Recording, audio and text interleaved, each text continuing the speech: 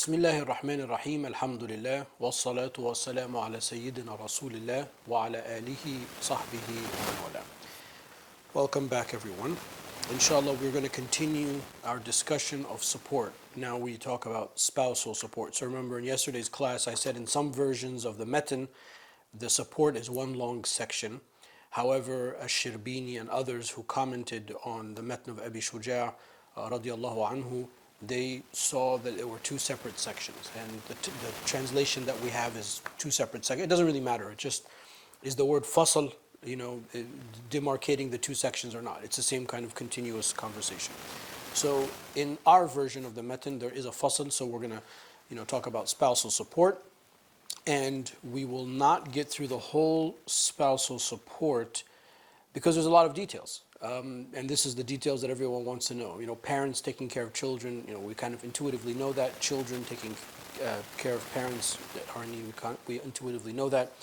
But here we want to get into the mechanics and the details of marriage. And how does the Sharia envision financial support, spousal support for one another? Of course, the basic principle is that the man is obligated to provide financial support to the woman. I mean, that goes without saying.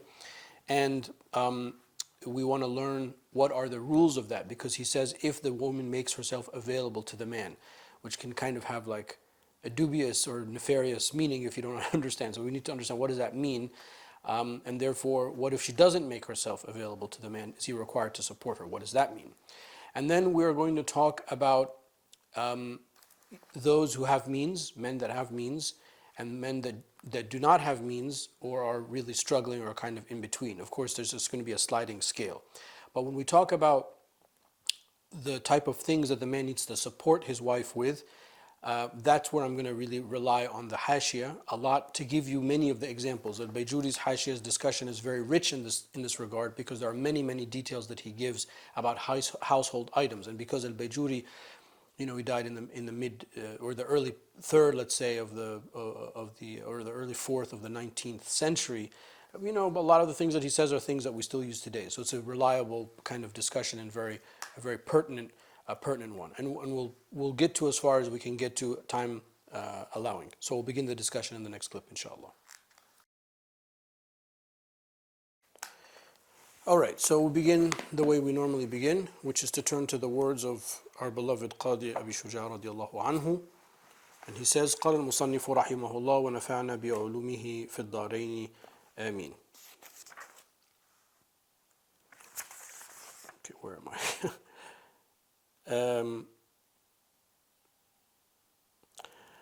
ونفقة الزوجة الممكنة من نفسها واجبة، وهي مقدرة، فإن كان الزوج موسرا فمدان من غالب قوتها، ويجب من الأدم والكسوة ما جرت به العادة، وإن كان معسرا فمد من غالب قوت البلد وما يأتدم به المعسرون ويكسونه، وإن كان متوسطا فمد ونصف ومن الأدم والكسوة الوسط.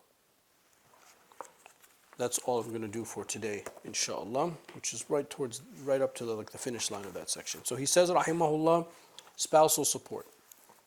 In the Arabic book that I just read, it's actually just considered one section. So I didn't say fasl, but I mean, as I said in the beginning, we are considering it a separate section. It's just a minor technical point. It is obligatory to support one's wife if she makes herself available to him. Its minimum amount is as follows, meaning the support's minimum amount is as follows. If the husband is well off,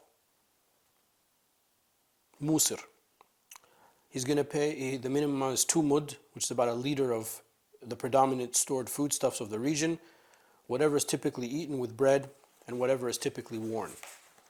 If the husband is poor, musir, 1 mud, so half of that, about half a liter of the predominantly stored foodstuffs, whatever is typically eaten with bread and typically worn by the poor. If the husband is between the two, which would probably be the vast majority of people, it's 1.5 mud, which is 0.765 liters approximately, of the predominantly stored foodstuffs, food eaten with bread, and clothes that are typically worn by the people of this class. If someone such as her, actually that's where we're going to stop.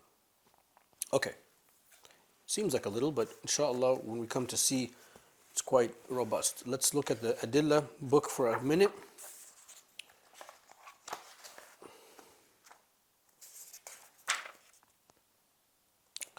Allah subhanahu wa ta'ala says in Surah An-Nisa, verse 34, وَالرِّجَالُ قَوَّمُونَ عَلَى النِّسَاءِ بِمَا فَضَّلَ اللَّهُ بَعْضُهُمْ عَلَى بَعْضٍ وَبِمَا أَنفَقُوا مِنْ أَمْوَالِهِمْ. Allah subhanahu wa ta'ala has made men responsible over women. So the qawwama here sometimes is misunderstood by people who have incorrect paradigm of thinking, or just bad intentions, that this is an issue of dominance. This is not an issue of dominance, it's an issue of responsibility. It's why it's in the section of spousal support. So why do the men have to support the women? Because Allah says in the natural creation of the two genders, Allah Ta'ala has made the men responsible for the women بِمَا أَنفَقُوا مِنْ أَمْوَالِهِمْ, because of what they are spending on the women through their wealth. So you get married, automatically the obligations, you got to take care of your wife. Allah, the Prophet ﷺ says, this is a hadith that's narrated in Muslim on the authority of Jabir, فَاتَّقُوا اللَّهَ فِي النِّسَاءِ. The Prophet ﷺ told us, be mindful of Allah subhanahu wa ta'ala with women. فَإِنَّكُمْ أَخَذْتُمُوهُنَّ بِأَمَانَةِ اللَّهِ. You took them through the trust of Allah subhanahu wa ta'ala, trusting in Allah subhanahu wa ta'ala, meaning fulfilling the obligations and the conditions of the marriage. وَاسْتَحْلَلْتُمْ فُرُوجَهُنَّ بِكَلِمَةِ اللَّهِ. And you have made intercourse with them permissible through the words uttered in the contract, and Allah is the witness to that. وَلَكُمْ عَلَيْهِنَّ أَنْ لَا يُطِئَنَّ فُرُوشَكُمْ أَحَدًا تَكْرَهُونَهُ. And your right over them is that they do not allow anyone that you dislike into the house. فَإِنْ فَعَلْنَ ذَلِكَ فَاضْرِبُوهُنَّ ضَرْبًا غَيْرَ مُبَرِّحٍ.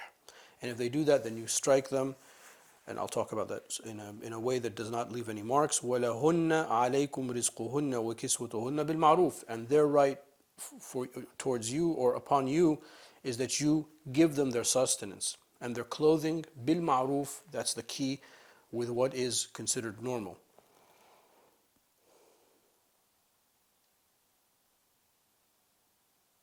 وَقَدْ تَرَكْتُ فِيكُمْ مَا لَنْ تَضِلُّوا بَعْدَهُ إِنْ أَعْتَصَمْتُمْ بِهِ كِتَابُ اللَّهِ. And I leave for you that which, if you hold to it, you will not go astray, the book of Allah subhanahu wa ta'ala. The whole issue of striking, I don't know I think I've talked about that in the last class. So if I did, we'll leave the details of the discussion there. But just to mention it here, in the hadith even it says غَيْرُ مُبَرَّحٍ. So, and I translate it as a tap, as kind of like to inject maybe the passive way of ignoring them, or admonishing them is not working. So this adds the human touch, like, hey, I'm really upset. And that's the way it should be understood, not like to strike as would be commonly understood, like he struck me. That really, we mean by that, he hit me, but that's not what the word means here.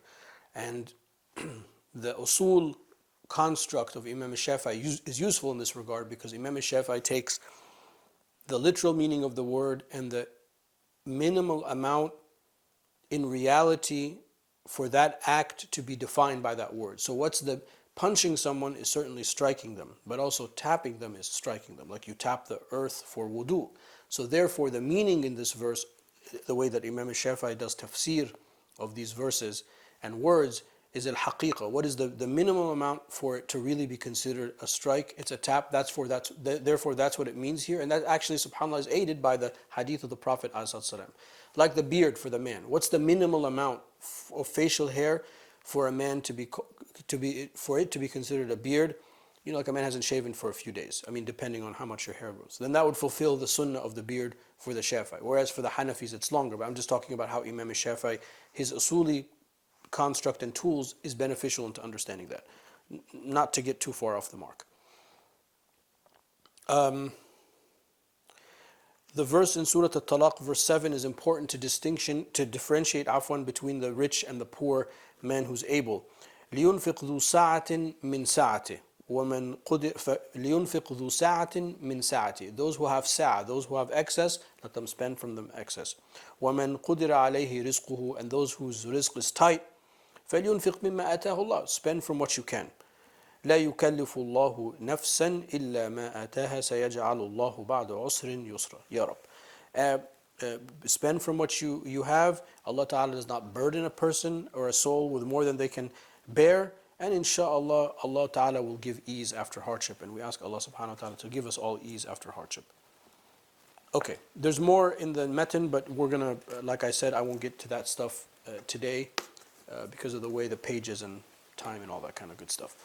All right, let's turn to let's get out the big guns, as I call them, the hashia, which really is, I mean, so sometimes we don't really acknowledge, but we're like super lucky that we have these books because, I mean, everything is just so cleanly laid out. We don't have to grope in the dark to figure all this stuff out.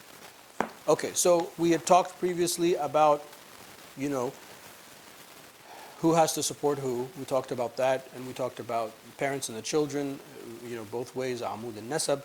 And then we talked about animals and slaves, and we benefited actually in this context from the discussion of slavery because it kind of gave us a sense of the level of, first of all, honoring the human soul.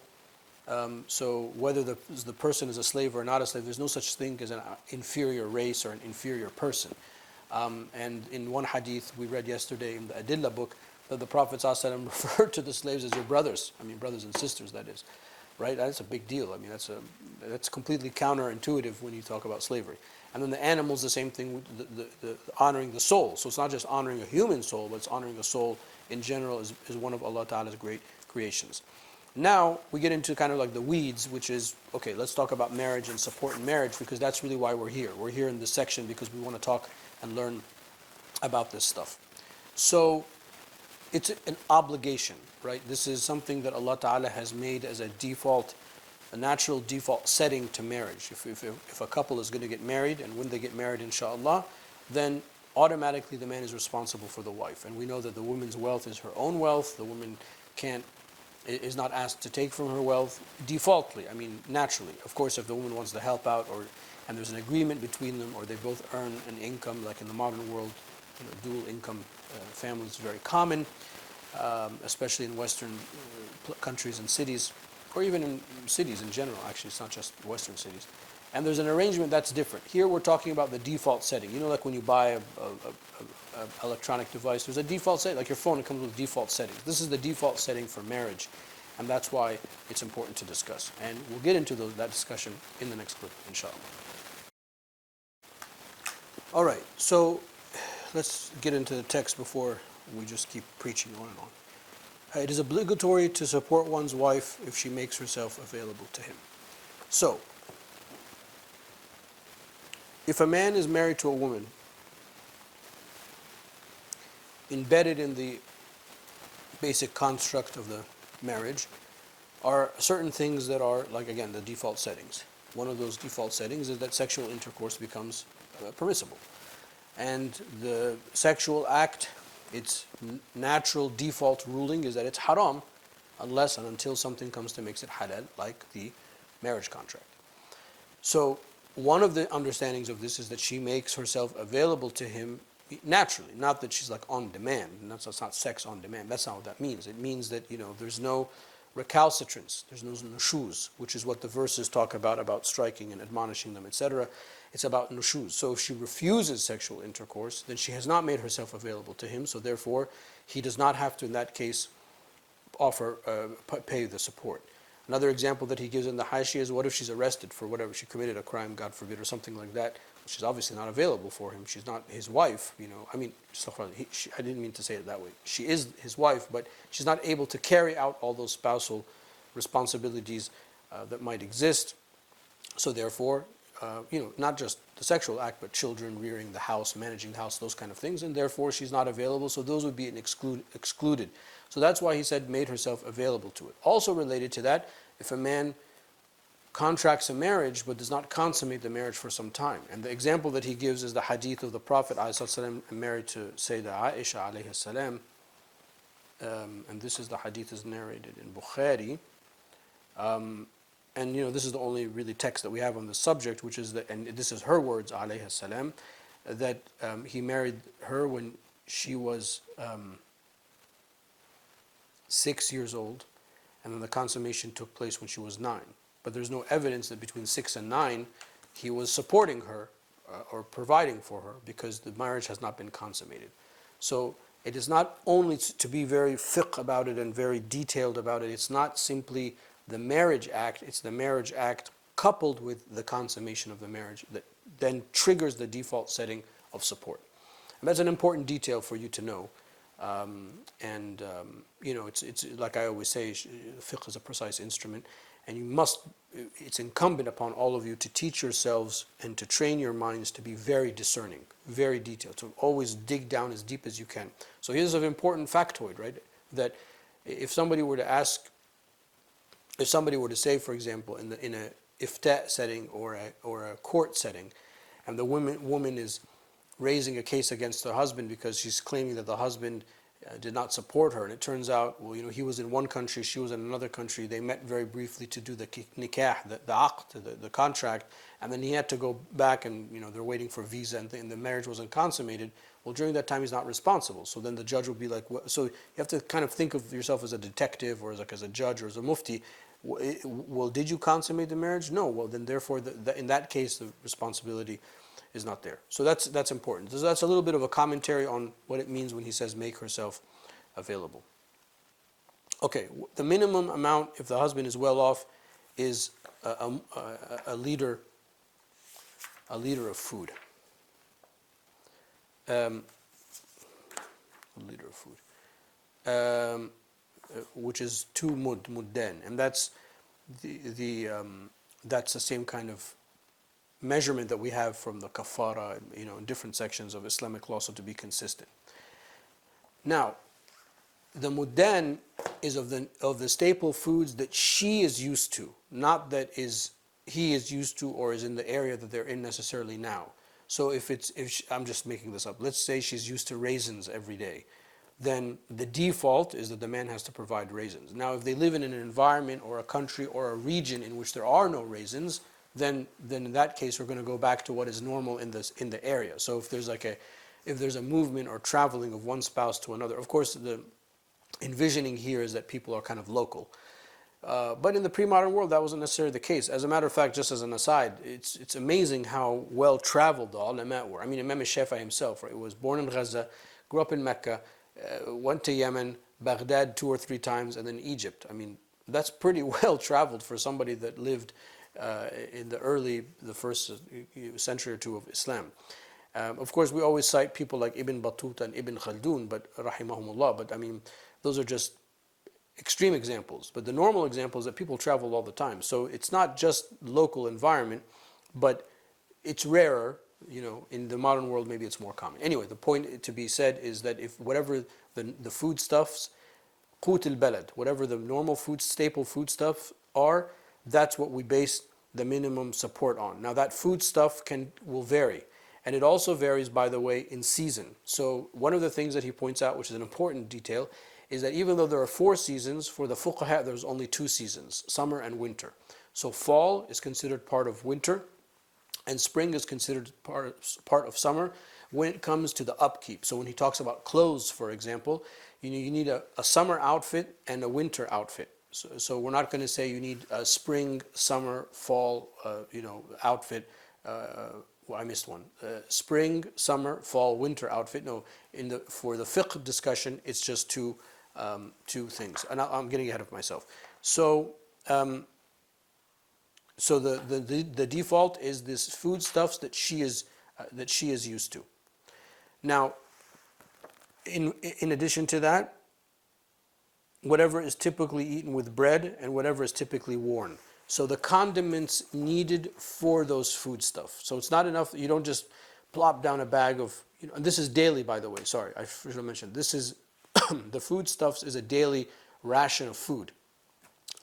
Now, it sounds draconian if you don't understand that needs to then be processed. So that's foods like rice. Well, I mean, rice, you don't hand somebody a bag of rice and they start eating with their hand. You got to cook the rice. So therefore, the mustalzamat, the things that are associated with that.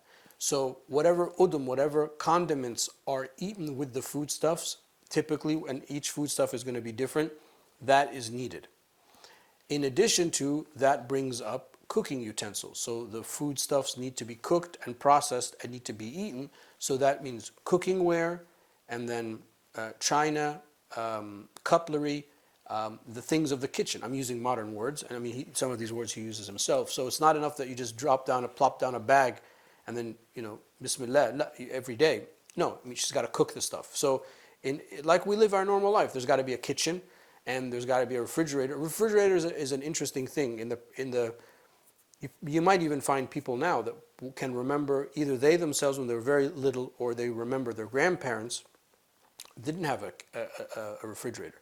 Now it's impossible to live in a house without a refrigerator. I don't even know how you would do that. How do you store the food? If you live in an apartment building and you live in a hot city, I mean, where are you going to store the stuff? I don't even know how to do that. I mean, you have to construct some kind of clay storage thing under the ground. I don't know. I mean, it's impossible. So a refrigerator would be something that would be added to that. And a stove. There's got to be some kind of stove. Now, it doesn't have to be like a stove with like 10 different things going on, but it has to be at least some kind of stove. You have to have a way of lighting the fire. So when he's talking about these things, just in the metan, he's understanding that you need to know, and that's why it's expanded out in the commentary and in the Hawashi literature, that the things that are required to be able to eat those things. So when we talk about foods, it's talking about the staple foods. That's the default. And the reason that's the default is that's what we're going to use as a monetary value if the state has to intervene because the man is not keeping his wife. That's why we have that demarcation. But in actuality, it's the foodstuffs, what's eaten with the foodstuffs, what is cooked, the foodstuff is cooked and prepared in, and what it's eaten in and with. In addition to that, you can't just survive on the foodstuff. So later on in the commentary, he will say, well, you need also meats, or some kind of protein, let's say. So protein is also part of the things that a man has to provide, or else the woman is going to be malnourished. When he talks about clothes, that's when Al-Bayjuri brings up the discussion of the seasons for the fuqaha being two, so summer and winter. So there needs to be a summer outfit and a winter outfit, or another way of saying it is an outfit for the warmer days and an outfit for the colder days. But the outfit itself is not enough. You need the outfit and that which is required for the outfit. So at his time, I guess it was common that Egyptian women would wear like a cap, maybe like something similar to this, and then wear their hijab over it. So he's saying, I can't remember, I don't know where the word is right now.